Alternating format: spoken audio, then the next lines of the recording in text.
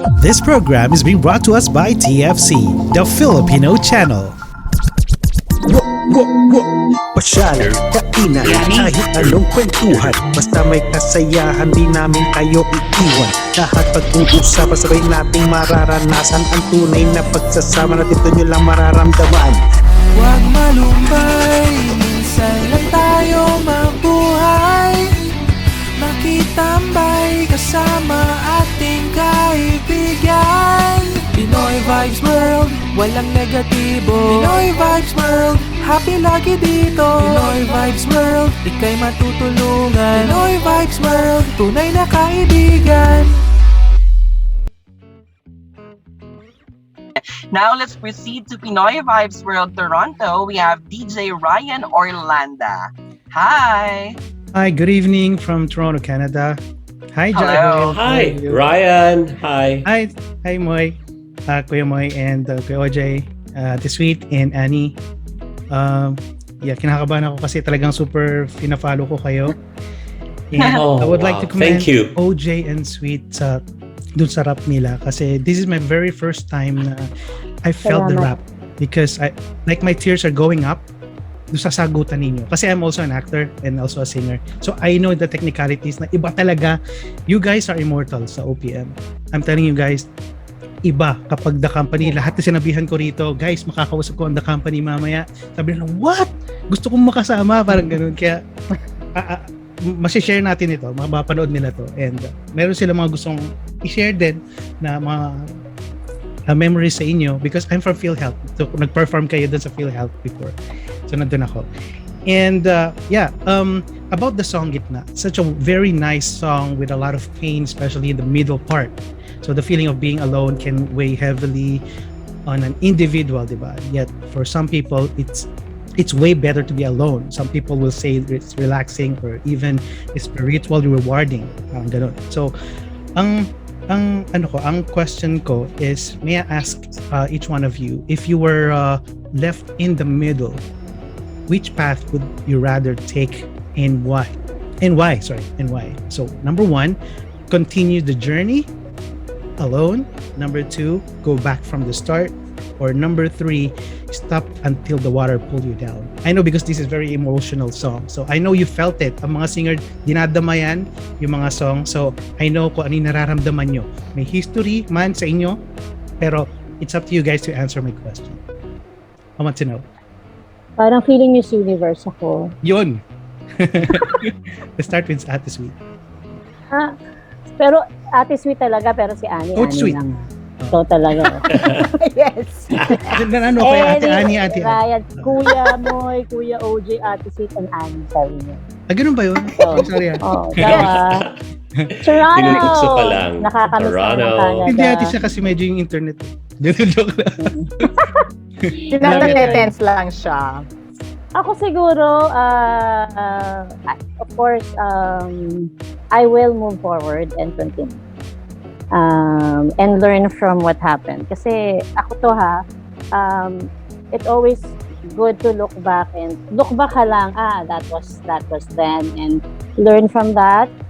Hugutin mo yung mga natutunan mo, gamitin mo, iwanan mo na yung hindi mo natutunan, iwanan mo yung masakit. Kasi sino bang gustong masaktan na lang all the way, di ba? So ako, magpapatuloy ako. I will not allow myself to be pulled by anyone or because I am myself. I you know, by this time you know your strengths, your weaknesses. So I will move forward and carry on. You're very strong, Ate Sweet. Good answer. I try. Thank you so much. Thank you. Sana hindi na ako choppy. But we can hear you. choppy pa rin. You're No, not we can hear you moving. clearly. But you can hear me. O sige, okay lang. So ako, I think I definitely would move on, not be pulled down, but I see myself also starting from the start to restart, because I know that I would be not starting from scratch, but starting what they say from experience. So I can see myself definitely moving on, but maybe with a variation na. So that's what I see myself doing. But definitely moving forward. And I? Thank Hey, you. thank you. Thank you. Thank you so much, Pate. How about si OJ? Thank you for that question. Ako, well, paano ba? I don't want to sound martyr, pero may tendency rin kasi ako, basing on my past experiences. Walang sayang, OJ, walang sayang. Walang sayang. I have this tendency to stay in the middle, na mananatili ako sa gitna, hanggat sa kaya ko pa. Kumaga kung nasa gitna ako ng dagat, hanggat sa kaya pa ng mga paa ko, ng mga kamay ko na lumangoy at lumutang, magsistay ako doon sa gitna. Kasi may kahit papano meron akong hope that there's something that can be revived or saved from whatever it is that I want to save or waiting for it to be saved. Pero kung talagang alam ko nang wala na akong hininga at wala na akong nasa ilalim na ako talaga ng dagat, that's the time that I will move forward. But I will exhaust all the possibilities, all of my patience hanggang sa kakayanin. Saka lang. Thank you so much. Or babalik sa simulan. All of us are guilty. Masarap ding masaktan, right? Masarap yung feeling na nasaktan ka. Uy. Oh, mas matindi to si Kuya Moy. Malamang marami itong masishare. Ganun. Ryan, salamat sa Kakainin na tanong. ako. Very interesting question. I think, yun nga, as mentioned by Sweet, may sinulat akong awitin sa album na to. It's called Walang Sayang. At yung sinasabi ng awitin na yun, the good and the bad stuff that you experience in life, there is no waste there. Because every single thing, even the bad stuff, is a lesson. Of course, you don't relish. I disagree with you na pain is a good thing. No. I don't enjoy getting hurt and I don't enjoy pain. But even the bad stuff, you can glean a lesson from that. May maaral ka dun.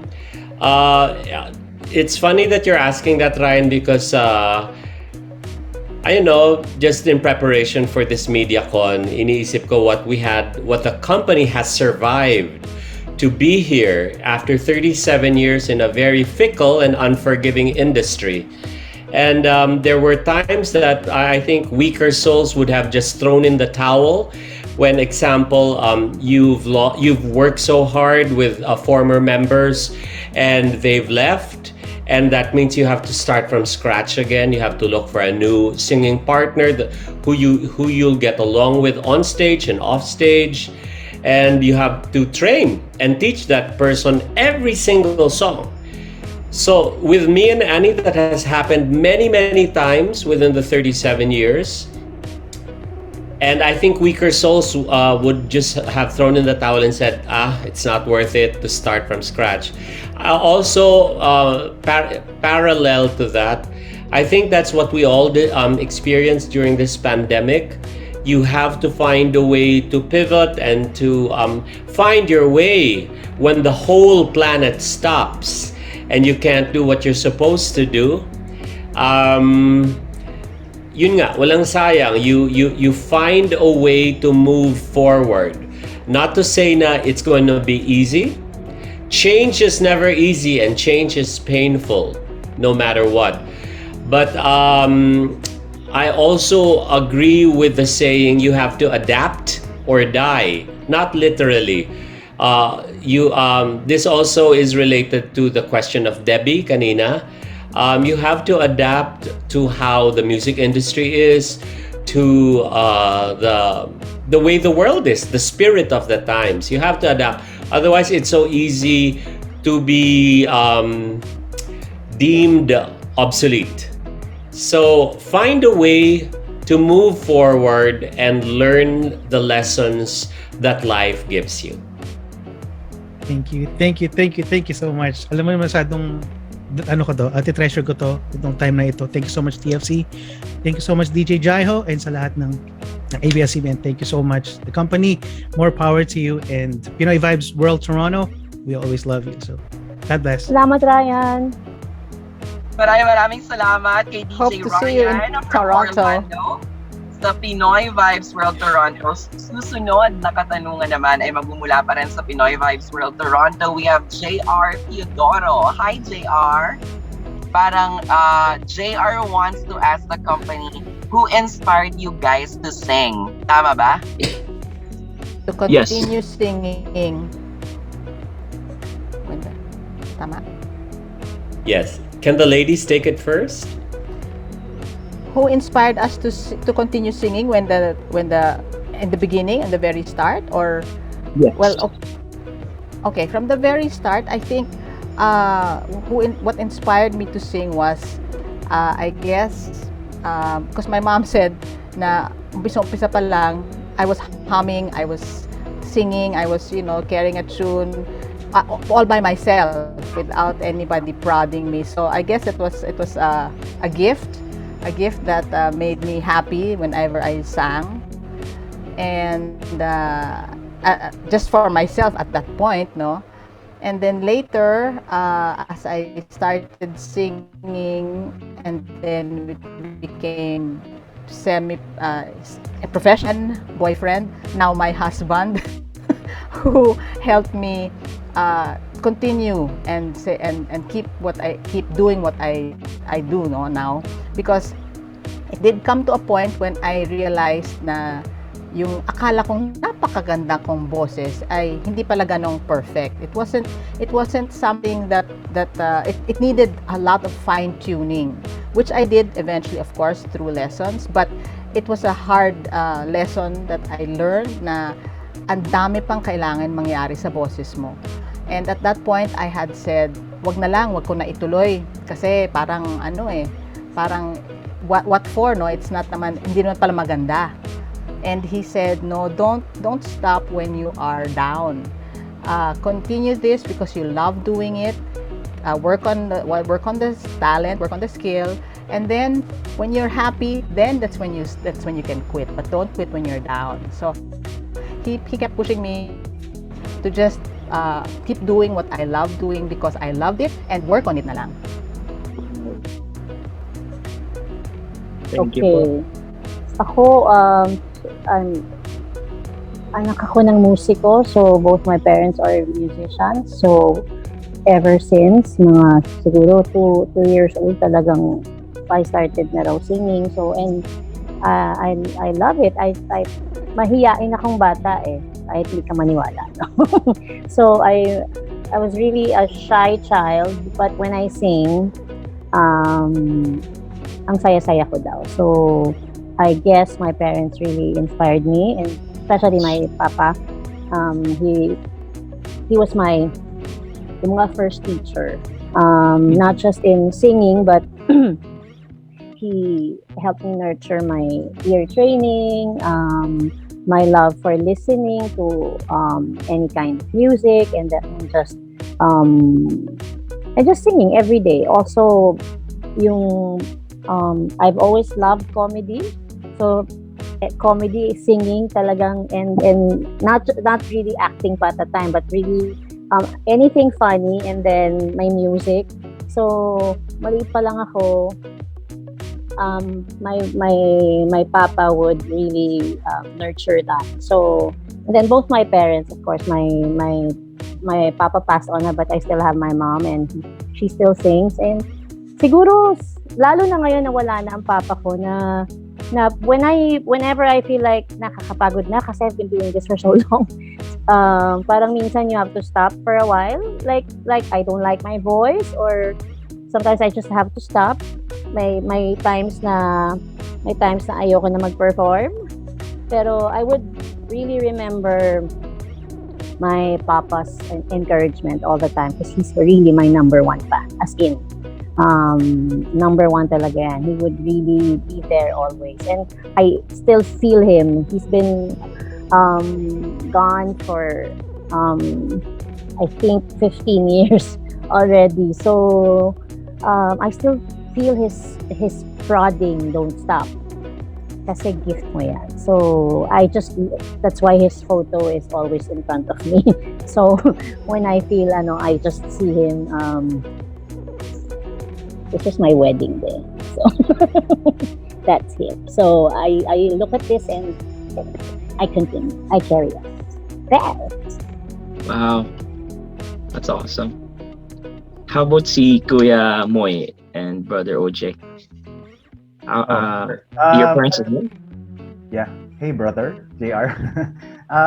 Siguro it's the same as with Sweet. It's my family who really inspired me to be in this field, be in this career. Sa totoo lang, they were quite hesitant at first when I started involving myself in this industry. Kasi hindi talaga personality ko yung nasa showbiz or whatever entertainment industry. I've always been an introvert. Hindi ako magsasalita unless kausapin mo ko.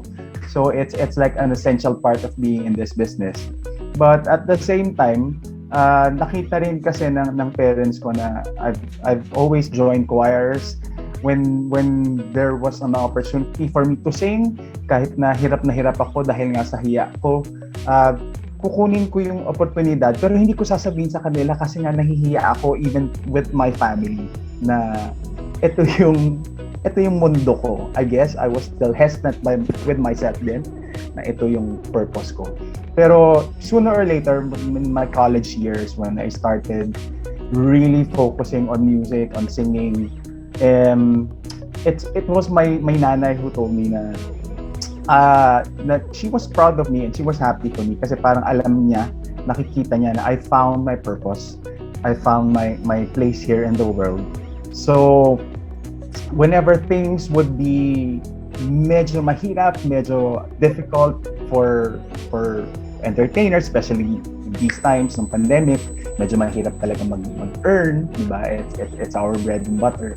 But at the same time, I keep recalling lang na it's my purpose. It's my place in the world. So kung meron man akong pwedeng pagsingitan, pupunta ako dyan.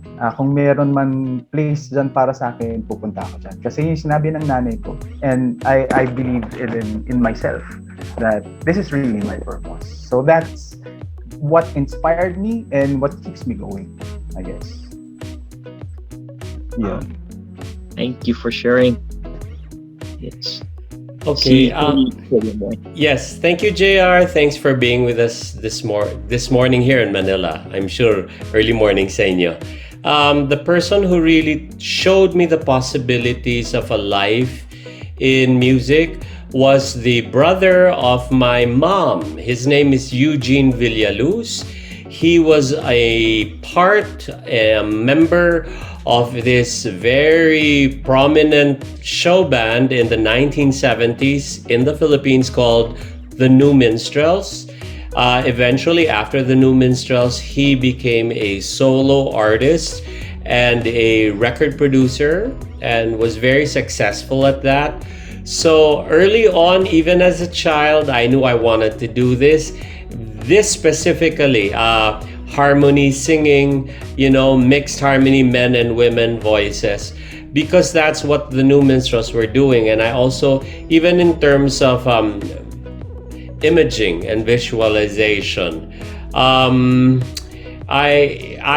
really was very inspired by the quality of music of the New Minstrels. And then eventually we found out through serendipity that there was another group in the States called the Manhattan Transfer who also had the same format. A lot of vocal harmony, a lot of classy imaging.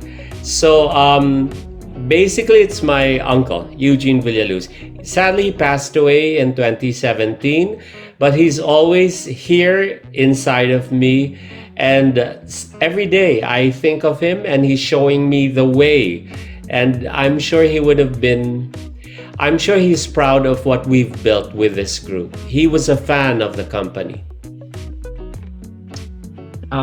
Thank you so much po sa inyong mga answers, and to be honest with you, there's a reason why I asked you that question kasi po in our generations right now, you know how kids are, they are inspired by artists right now, unlike us. Talagang ang nakapag-inspire sa atin nakapag-encourage po sa atin is yung mga family members natin. So, it's a nice foundation. Thank you po. I guess that's all my question. Thank you, JR. Maraming salamat kay JR Teodoro from Pinoy Vibes World Toronto now.